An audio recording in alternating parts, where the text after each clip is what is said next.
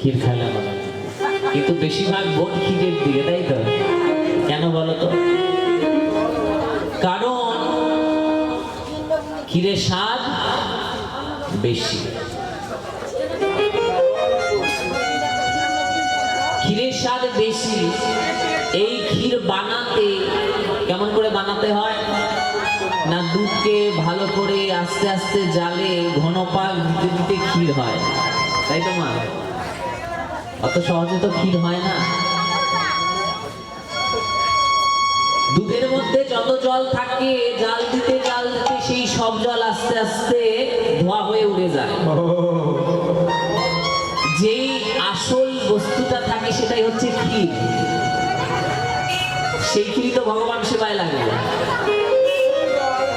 এতক্ষণ বহু ভিড় ছিল, কিন্তু যত রাত্রি গভীর হয়ে এসেছে আস্তে আস্তে ওই দুধের জালের মতন উঠতে উঠতে এখন যতটুকু বেঁচে আছে আপনারা সবাই হচ্ছেন ক্ষীর, যে ক্ষীর আজ ভগবান সেবায় লাগবে। সবাই তো আর ভগবান সেবায় লাগতে পারে না। এতক্ষণ ভর্তি আসর ছিল, কিন্তু কমতে কমতে শুকোতে শুকোতে যেমন ক্ষীর হয়, ঠিক তেমন ওই কমতে কমতে যতটুকু আছে সেইটুকু ভগবত সেবায় লাগবে।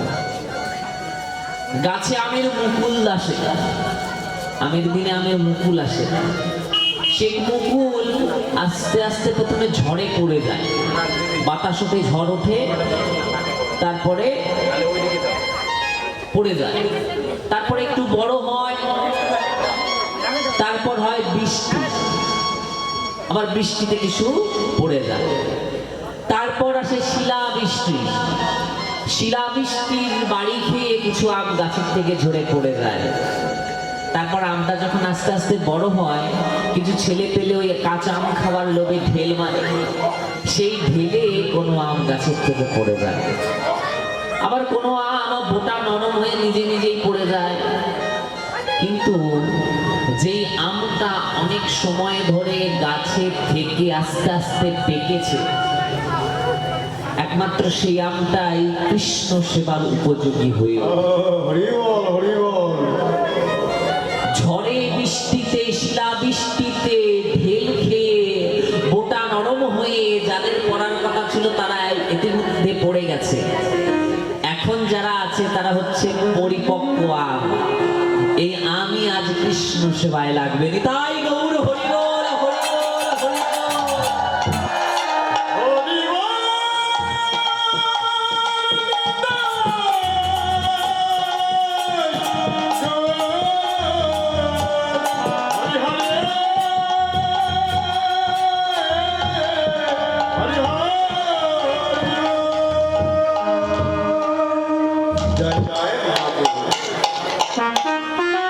তাহলে আমরা গোবিন্দ সেবায় লাগার জন্য প্রস্তুত। কেউ কিন্তু ঘুমাবে না, আমাদের গোবিন্দ সেবায় লাগতে হবে। অনেক কষ্ট করে,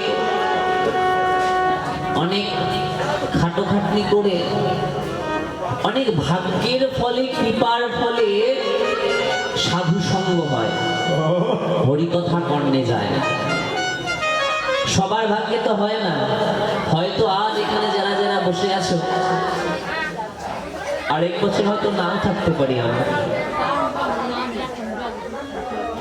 আজ ভাগ্য হচ্ছে আজকে হরিকথা শুনে নেই, কালকে দেখেছে, কাল কিসনে দেখা হয়।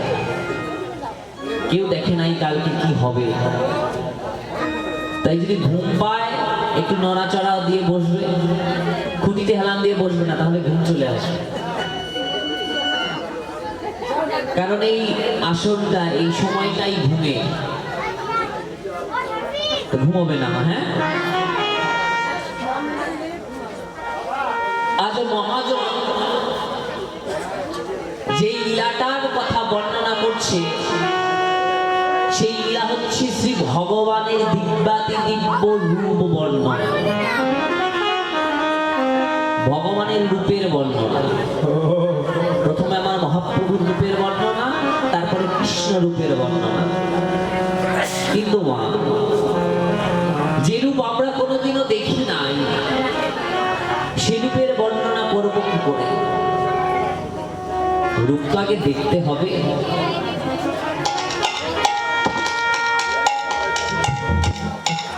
যে নিজের রূপ দেখে নাই সে বলতে পারে না,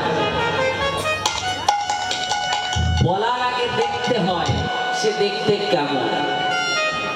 কিন্তু আমরা কেউই ভালো করে দেখতেও পারি না এবং বলতেও পারি না। কেন বলতো? দেখে কে? মা দেখে আমাদের নয়ন, দেখে আমাদের নয়ন। কিন্তু নয়ন দেখলে কি হবে? নয়ন তো কথা বলতে পারে না। বলবে কে? বলবে আমাদের বদন। কিন্তু বদন তো রূপ দেখে নাই। দেখেছে? দেখেছে নয়ন, বলবে হচ্ছে বদন। তাহলে দুইজনেরটাই মিথ্যা, কারোটা সত্য নয়। তাই তো বলেছে, বলি যে দেখে সে বলে না রে।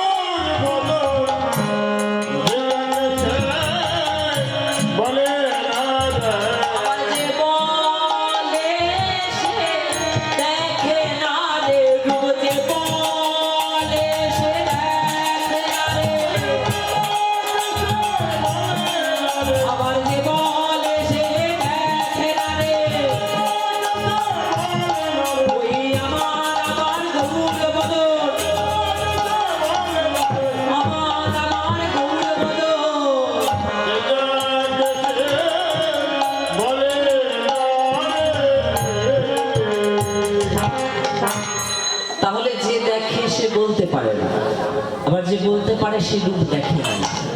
তাহলে কে বলবে? কেউই বলতে পারছে না। তাই আজ কি ঘটেছে না, বিষ্ণুপ্রিয়া দেবী সুরধনী গঙ্গায় গেছে জল আনতে। একটা কলস নিয়ে সুরধনী গঙ্গায় গেছে জল আনতে। কিন্তু জল নিয়ে এসে ঘরে এসে কারো সঙ্গে কথা বলছে। কি হলো? কথা বলে না কেন? বিষ্ণুপ্রিয়া মা বলছে, ও প্রিয়া কি হয়েছে? কথা বলছিস না কেন? তোর কি কিছু হয়েছে? কিছু বলছে না। কি রে প্রিয়া, কি হয়েছে? তোর কলসিটাও দেখছি না, কলসি কি ভেঙে গেছে? হ্যাঁ রে মা, কিছু বল, কলসি কি জলে ভেসে গেছে? বিষ্ণুপ্রিয়া কোনো উত্তর দিচ্ছে না। কি হয়েছে প্রিয়া বল? প্রিয়া কোনো কথা বলে না। তোর কি সত্যি করে কলসিটা ভেঙে গেছে? তুই কষ্ট পাস না, তুই আমাকে বল, তোর বাবাকে বলবো আরেকটা কলসি হাটের থেকে কিনে নিয়ে আসবে। কি হয়েছে এবার বল? বিষ্ণুপ্রিয়া কোনো কথা বলে না। এমনই সময় বিষ্ণুপ্রিয়ার বাবা সনাতন পণ্ডিত যেই নাকি বাড়িতে ঢুকেছে,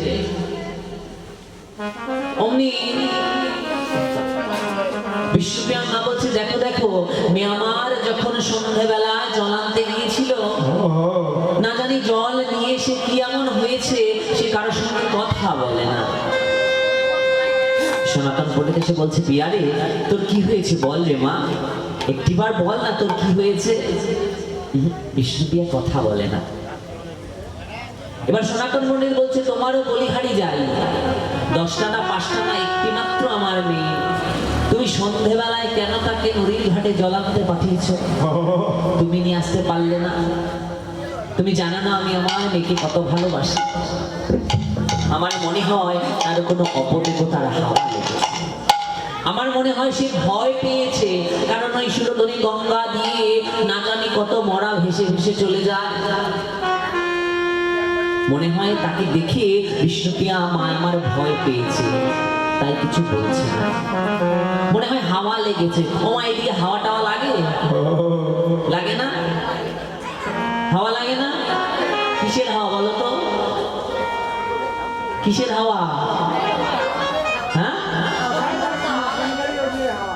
ভূতের হাওয়া। বাহ, এখানে কারো লেগেছে ভূতের হাওয়া? লাগে নাই? যার লেগেছে একটু হাত তোলো তো। ও, ভূতের হাওয়া কারো লাগে নাই?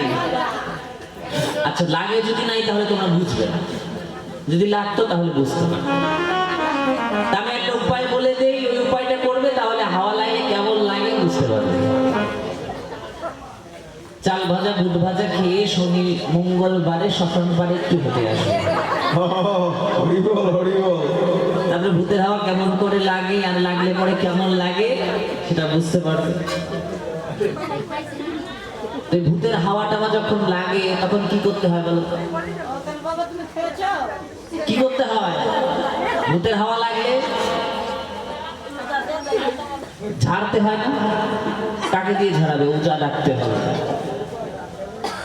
ওজা ঝাড় ফুঁক দেবে, জল পোড়া তেল পোড়া ইত্যাদি দেয়, ওই দিয়ে। এদিকে আছে ওজা টোজা আছে দিয়ে?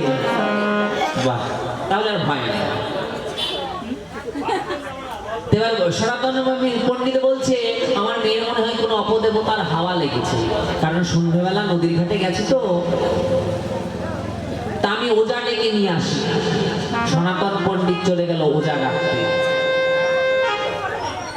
ওজা বলল এই ব্যাপার, তাহলে আমি একটা হলুদ পরে দিচ্ছি, যার এই হাওয়া লেগেছে তাকে দিয়ে শিলনোড়া একটু থেতো করিয়ে একটু শুনিয়ে দেবে। ওমা, কি পড়ে দিল? হলুদ পড়ে দিল। অনেক কবিরাজ তেল পড়া দেয়, কেউ জল পড়া দেয়, কেউ রসুন পড়ে দেয়, না না নানান কবিরাজের নানান বাহার। তাই এই কবিরাজ আবার হলুদ পড়ে দিয়েছে। বা বেশ, সনাতন পণ্ডিত সেই হলুদ পড়া নিয়ে এসে বিষ্ণুপ্রিয়ার হাতে দিয়ে বলছে, মানে জানা মা, একটু এটা শিলনোড়ায় থেতো করে দে। কিছু কথা বলছে না। বিষ্ণুপ্রিয়া মার বাবার হাত থেকে সেই হলুদখানা নিয়ে যেই নাকি ওই শিলনোড়ায় দিয়ে থেতো করতে গেছে, থেতো করার সঙ্গে সঙ্গে হলুদটা ফেটে হলুদ রং এসে বিষ্ণুপ্রিয়ার বদনে লেগে গেছে। যেই নাকি হলুদ রং দেখেছে, সঙ্গে সঙ্গে বিষ্ণুপ্রিয়া অজ্ঞান হয়ে গেছে। যেই নাকি হলুদ রং দেখে অজ্ঞান হয়ে গেছে, করে না জানি বিষ্ণুপ্রিয়া অজ্ঞানের মধ্যে কি জানি বলছে। সনাতন পণ্ডিত বলছে, ও বউ শুনে যাও, শুনে যাও, প্রিয়া না জানি বিড় করে কি জানি বলছে। তাহলে কানটা একটু মুখের কাছে নিয়ে যেই নাকি বাবা শুনতে গেছে বিষ্ণুপ্রিয়া কি বলছে, বিষ্ণুপ্রিয়া সেই মূর্ছিত অবস্থায় বলছে, গৌর গৌর গৌর গৌর গৌর গৌর গৌর হে, গৌর গৌর গৌর গৌর গৌর গৌর গৌর হে, গৌর গৌর গৌর গৌর গৌর গৌর গৌর হে, গৌর গৌর গৌর গৌর গৌর গৌর।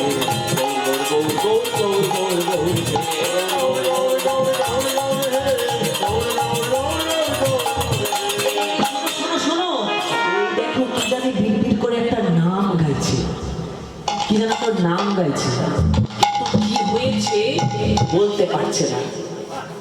জল টল ছিটিয়ে দিয়ে বিষ্ণুপ্রিয়াকে একটু শান্ত করে যেই নাকি ঘরের ভিতরে বসিয়েছে।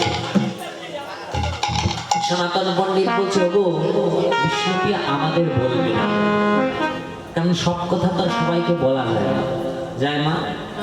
প্রেমের কথা, ভালোবাসার কথা একমাত্র প্রাণ সখী ছাড়া কারো কাছে বলা যায় না। তাই আজ বলছে না না, আমাদের কাছে তো বলবেই না। বিষ্ণুপ্রিয়ার প্রাণ সখী কাঞ্চনাকে একটু ডেকে নিয়ে আসি, যদি কাঞ্চনাকে সে কিছু বলে। এ কথা ভেবে সনাতন পণ্ডিত চলে গেল কাঞ্চনার বাড়িতে। কাঞ্চনা, কাঞ্চনা, মা বাড়িতে আছিস? হ্যাঁ জেঠুমশাই, আসুন আসুন, কি হয়েছে? বলে একবার আমার বাড়ি চল না মা। দেখ না তোর সখী বিষ্ণুপ্রিয়া জল ভরতে গেছিল, কিন্তু সেখান থেকে সে কারো সঙ্গে কথা বলছে না, মূর্ছিত হয়ে যাচ্ছে আর বিড়ি করে কি জানি বলছে। সনাতন পণ্ডিত তাড়াতাড়ি করে কাঞ্চনাকে ডেকে নিয়ে আসে, বিষ্ণুপ্রিয়ার সঙ্গে বসিয়ে দিল। তুই একটিবার জিজ্ঞেস করে দেখ, তোকে যদি বলে কি হয়েছে। এবার কাঞ্চনা এসে বিষ্ণুপ্রিয়াকে জিজ্ঞেস করছে, হ্যাঁ রে প্রিয়া, কি হয়েছে একটিবার বল না। এই প্রিয়া বল। বিষ্ণুপ্রিয়া তাকাচ্ছে না। কাঞ্চনা এবার গায়ে হাত দিয়ে ঝাঁকুনি দিয়েছে, এই প্রিয়া কি হয়েছে বল। এবার যেই নাকি প্রাণসখীকে দেখতে পেরেছে, কাঞ্চনাকে দেখে বিষ্ণুপ্রিয়া সাপটে ধরেছে, ধরে কাঁদছে। এই প্রিয়া তুই কাঁদছিস কেন, তোর কি হয়েছে আমাকে খুলে বল। ওমা কি যে হয়েছে, কি কষ্ট কি ব্যথা, সেটা তো সবাইকে বলা যায় না। একমাত্র প্রাণের বান্ধবী যে নাকি এই কথা কাউকে বলবে না, তাকেই বলা যায়। আপন গোপন কথা না কইও যথা তথা। নিজের প্রেমের কথা, ভালোবাসার কথা সবার সঙ্গে আলোচনা করা যায় না। যে নাকি প্রেমের মর্ম বোঝে, যে নাকি প্রাণের চেয়েও প্রিয়, যে নাকি প্রাণের সখী, তাকেই তো বলা যায়। কাঞ্চনাকে দেখে বিষ্ণুপ্রিয়া দেবী বলছেন, কাঞ্চনা রে, সন্ধ্যেবেলা যখন আমি জল আনতে যাই, আমি নদীর মধ্যে একটা জিনিস দেখলাম। কি দেখেছিস প্রিয়া, কি দেখেছি জানিস? আমি সুরধনী গঙ্গায় জল আনতে গিয়ে ওই সুরধনী গঙ্গার উপরে আমি কি দেখে এলাম জানিস সখী? দেখলাম একটা সোনার কমল ভেসে আছে।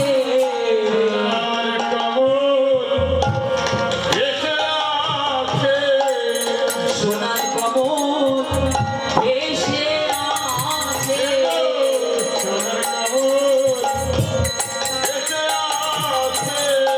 সুরধনী গঙ্গার জলে সোনার কমল ভেসে আছে।